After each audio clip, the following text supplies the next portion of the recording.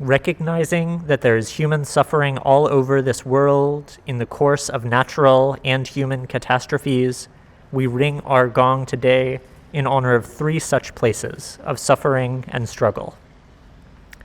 We ring our gong first, as we have since last July, in honor of the 7 children who lost their lives in federal custody in our detention camps. And we let its ringing symbolically stand also for those adults who have lost their lives in these camps, those who remain in such camps, many separated from their families, and many now infected by COVID-19 or at great risk of infection. We ring our gong additionally once for the losses this week to COVID-19. This week, 47,243 people died of COVID-19 globally, 7,308 in the United States alone. We hold in our hearts all of these losses, and also all who continue to risk their lives to provide essential services. All those suffer from loss of job, whose lives are especially vulnerable to the disease, and all whose isolation and struggle through grief and loneliness is harder and harder the longer this pandemic continues. Finally, we ring our gong once for the Black people killed by police and by white supremacist vigilantes in Kenosha and elsewhere. May we keep those we have named and their loved ones in our thoughts and in our prayers. And may we ease the tide of human suffering this week, howsoever we can.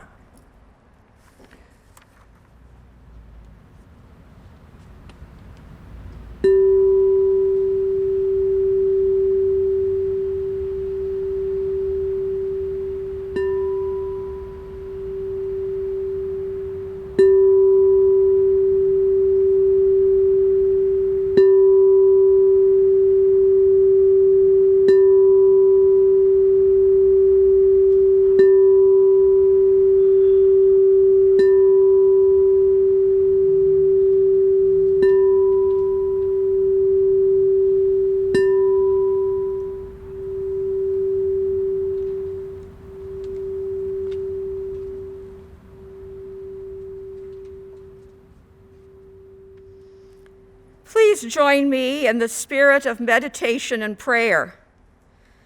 In the names of that which each of us holds sacred, let us honor the memories of those lost and harmed. In these times when we are facing so many difficulties and disasters simultaneously, may we find the courage to resist and the best ways each of us may contribute to resistance. Knowing that resistance is necessary, but not the end goal, may we stay focused on what could be, resisting despair. Knowing that resistance is for the long haul, may we find the humility not to see ourselves as saviors, but as workers, each with necessary tasks to perform, and worthy of sleep, breaks, and simple pleasures. Knowing that resistance can be painful, may we be kind and generous to those who work beside us. Knowing that resistance is stressful, may we find solace and even joy with those we love, and in art and music, and worshiping together. And knowing that resistance may fail, may we live conscious of the ultimate value of each moment. Amen. Please join me for a minute of silent contemplation.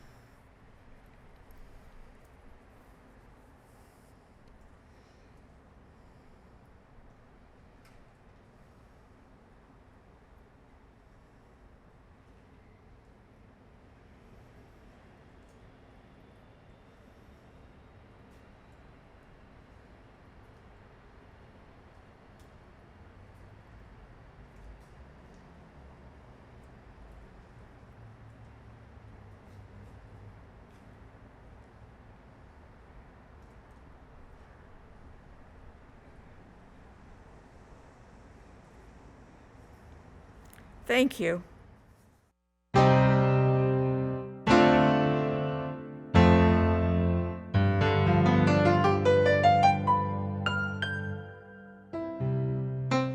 What's our dignity worth? You can't buy it. No, no, no, no. What's our dignity worth? It's not for sale. If you put it on a scale, our dignity will prevail. You can't buy it 'cause it's not for sale. You can't buy it 'cause it's not for sale. What's our freedom worth? You can't buy it. No, no, no, no. What's our freedom worth? It's not for sale. If you put it on a scale, our freedom will prevail. You can't buy it 'cause it's not for sale. You can't buy it 'cause it's not for sale. What's our union worth? You can't buy it. No, no, no, no. What's our union worth? It's not for sale. If you put it on a scale, our union will prevail. You can't buy it 'cause it's not for sale. You can't buy it 'cause it's not for sale. What's a woman's vote? You can't buy it. No, no, no, no. What's a woman's vote? It's not for sale. If you put it on a scale, a woman's vote will prevail. You can't buy it 'cause it's not for sale. You can't buy it 'cause it's not for sale.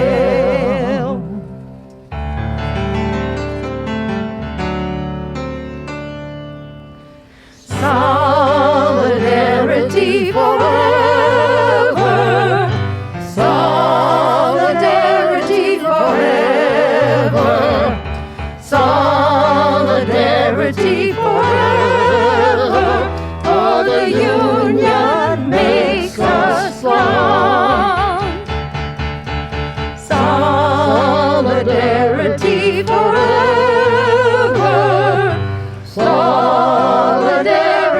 forever. Solidarity forever. For the union makes us strong.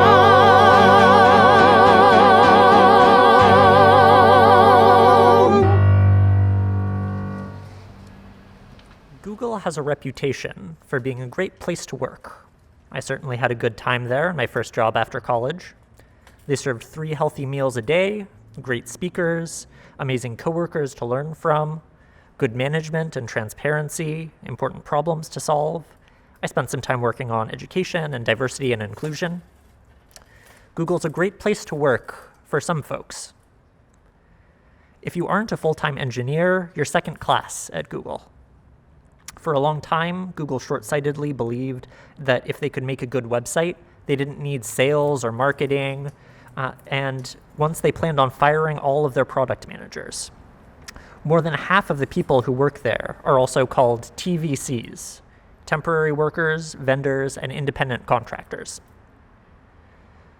When I was at Google, one of my teammates started in sales but taught himself how to program. He was one of the best engineers I've worked with, and he did the same job that I did.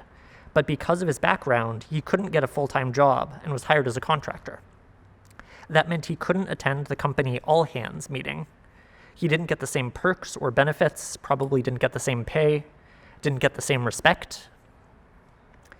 There are around 100,000 people like my coworker at Google. The people who did the things that are necessary to make it so that everybody else can work there, who drive the Google buses, make food, provide security. But when these TVCs ask for better conditions, instead of hiring them full-time and giving them benefits, Google and other big companies often hire folks to make it harder to organize into labor unions. My dad is a union pipe fitter with UA Local 290 in Oregon. And growing up, one of the things that he always emphasized to me about unions was solidarity, workers banding together, recognizing our interconnectedness, refusing to be separated from one another, whether on racial or ethnic lines, by gender, or even by job title, so that we can all come together for a common cause. In that spirit of solidarity, some folks started the Tech Workers Coalition to bring together the engineers and all of the other workers at the same company to help them organize together. I don't want to act like the engineers and the Tech Workers Coalition were saviors or anything. In many cases, the blue-collar workers were already doing a lot of great organizing work with unions like Unite Here. It really is a coalition where different people bring different things to the table. Some folks bring their expertise with organizing. Some folks bring their willingness to put their jobs on the line. And some folks bring the privilege associated with their title. The Tech Workers Coalition was getting started around the time that I left Google, so I didn't have the chance to participate myself, but acts of solidarity like that give me hope. A lot of people who aren't in a union themselves don't know how they can help with the organized labor movement.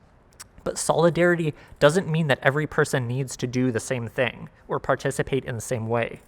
Right now, I'm not in a union myself, but I'm lucky enough to work with groups like the AFL-CIO, National Nurses United, as well as newer labor organizing groups like United for Respect. And I help by building technology that they can use to organize their people. If we're creative, if we talk to the people on the front lines who need help and who are doing organizing, then we can each find our own place in the movement, and we can build the world that we know is possible. The Solidarity Chorus shared the song Solidarity Forever with you, and I want to share one additional verse of that. In our hands is placed a power greater than their hoarded gold, greater than the might of armies magnified 1,000-fold. We can bring the birth of a new world from the ashes of the old, for the union makes us strong. Solidarity forever, solidarity forever, solidarity forever, for the union makes us strong.